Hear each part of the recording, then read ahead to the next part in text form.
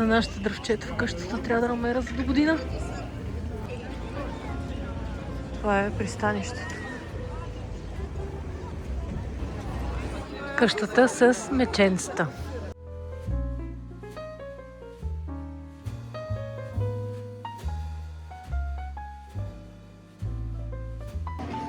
Катедралата Нотр-Дам в Страсбург.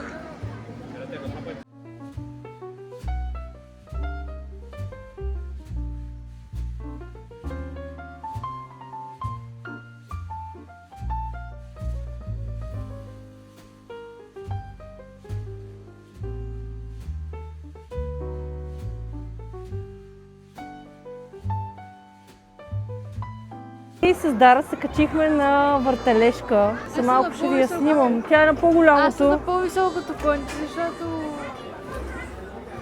си по-нисичка.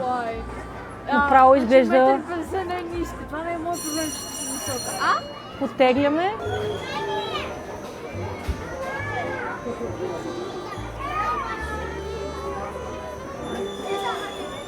Неживяно детство му казах на това. И най-яките марципанови човеченца. Първо ще пробваме това, което си е джинджербред, а после марципановото.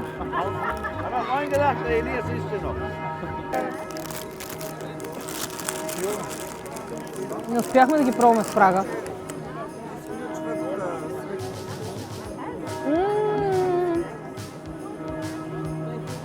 Сега ще пробваме и това от марципан.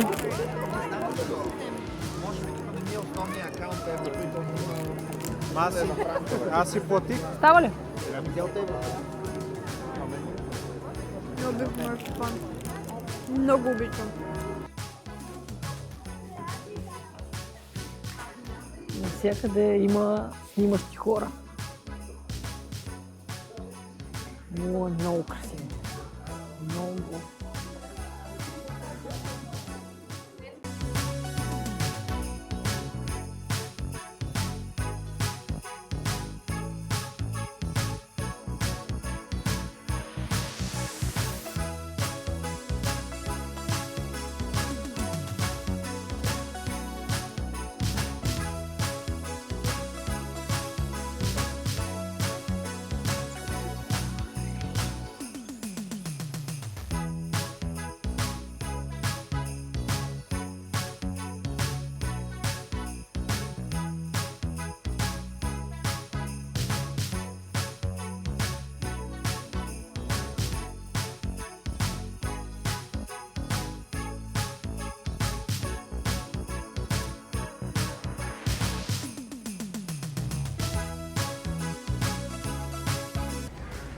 Някак през деня изглежда съвсем различно от тази улица. Но е доста красиво. Е река Ил. После тук ще се качим и ще направим разходка с корабче. Вечерният Страсбург обаче е доста по-красив, отколкото дневния. Ако мога така да го нарека.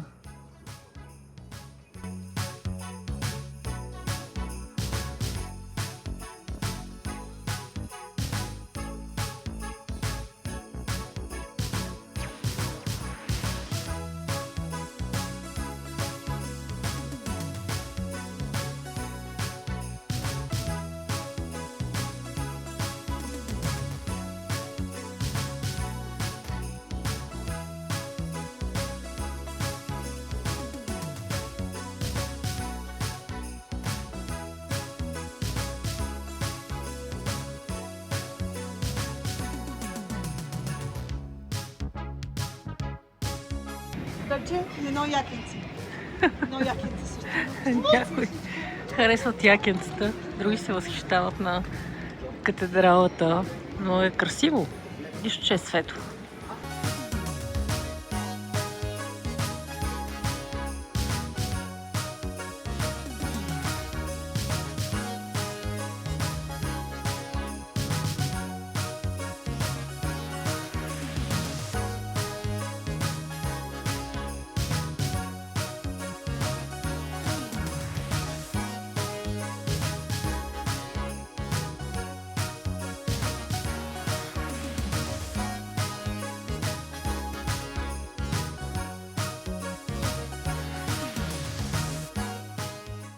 в едно страхотно кафе, което е на площада точно. Гледайте колко арт. На площада с катедралата на Нотърдам. Напълно с автографи, които човек каза, че са автентични.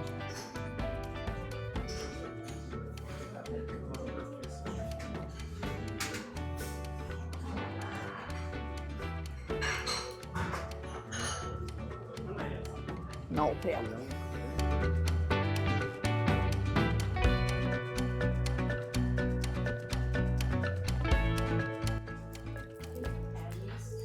Казва, че по-хубав шоколад никъде не е пила, само че микрофона е на моя резерв.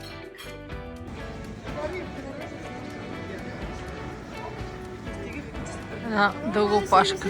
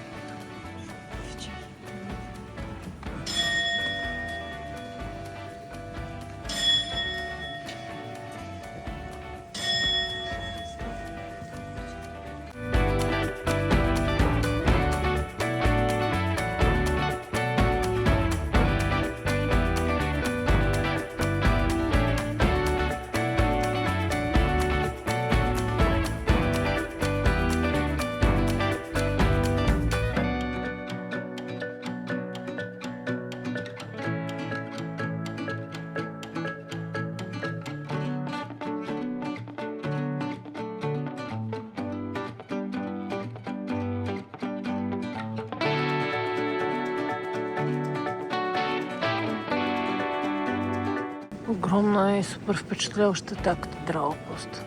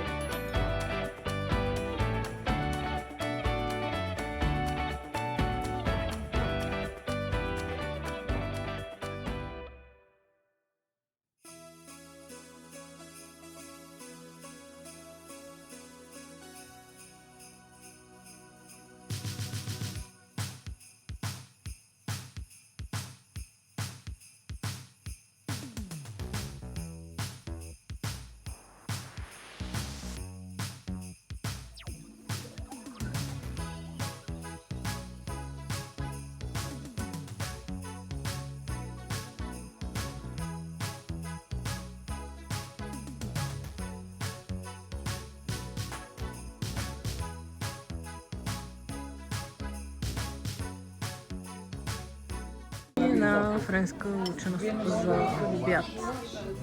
Улитен ресторант.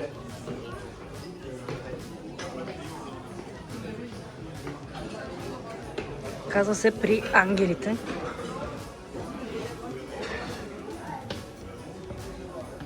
В едно много симпатично място и си поръчах френски десерт, сладолет с шамфастък в хлебче. Много добре изглежда.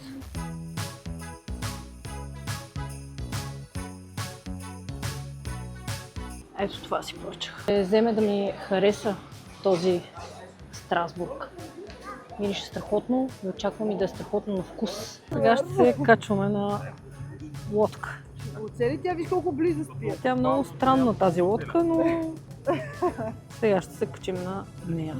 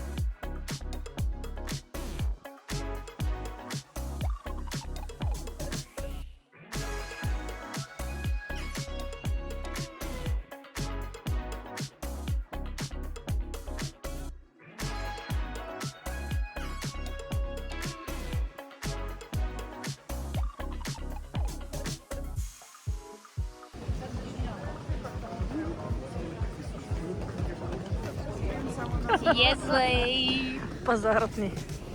Хора... Ой, има и трета турба при баба. Добре, че малко ще се съгласи да ми вземе втори пържен, защото тук са на бая по-ниска цена, понеже Каяди той е към 300-400 някъде в България, тук беше 250 лева. То новото и лимитирано туда. Не е лимитирано. Моето е. Твоето е? Да. Моето не е ново, ама... Значи, реално новото е лимитирано това на мама, аз си взех ванила кония и някак си вика на мама, може би трябваше да си взема и почвам с кой са обсеви, нали, с кой са обсеви, аз просто и носа да й покажа. А те ни дадоха сигурно за 100 евро подаръци. 260 е ето този сет. Искам да видя в България колко ще е. Сигурно няма. За сетовете се съмнявам да има някаква разлика, но за пържовите сигурно ще има. Гледайте. Я си купим едно джинджърче играчка. Трябва да направя едно.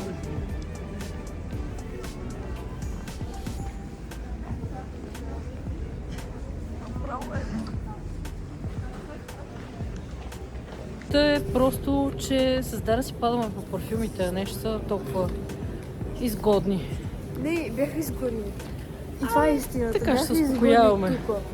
Не бе, човек. Ай, сега да кажем истината. Бяха Много е изгодни коледно. 125 евро за каяле. И човек се изкушава. И отиваме към голямата 30-метрова елха, която е на площада.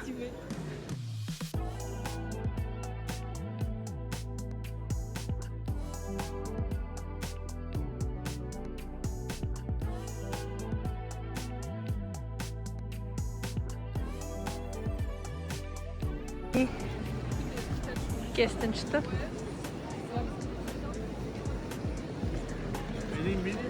Пред елхата.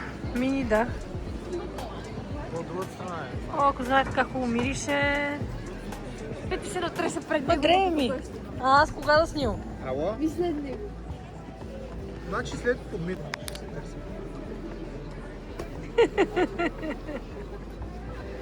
Чек стоит. Outfit check. Колко е яки на метър. Човек 1,50 м да сравним дали ще вземе с кола с 1,50 м беше мъвки.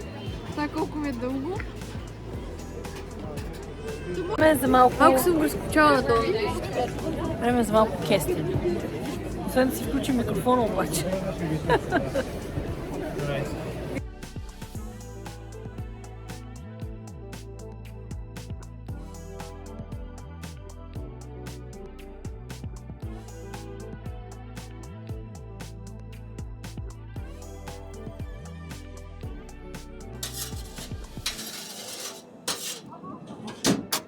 Alors, petit. Alors, une fois, c'est bonsoir. Bonsoir. Petit. Petit. Merci. Установих за себе си, че всъщност аз много харесвам Страсбург. Особено Седейте, ма се карам на мама. нощния вариант. И те да ме слушат. Дала се карам на мама си наведе и само се да си скаща на главата вече, защото виждам, че мина пред камерата. Човека за щастие на 0,5. И само се да просто гледам мама как е към камерата. Билянче, наред ли си? Развалих много снимки днес. Влизам в кадър на човека и вместо се извини за това, че разваля, че седи и минава пред камерата и седи и гледа е така. Не, той И чака както за казах, каста да може аз да много вземе. си харесвам изкарването в Страсбург. Очаквайте нашето изкарване в Колмар в утрешния ден. Междувременно лайкнете, споделете и всичко, какво трябва да се направи. И очаквайте част. Не е нужно, но Следващата. може. Дайте бележниците всички! Тук се жегуват с мен. Ами, ние всъщност сме доста голяма компания и доста разнородна. И може би заради това си изкарваме толкова добре. Може би малко сняг липсва, за да бъде наистина перфектно. Ама и така е добре.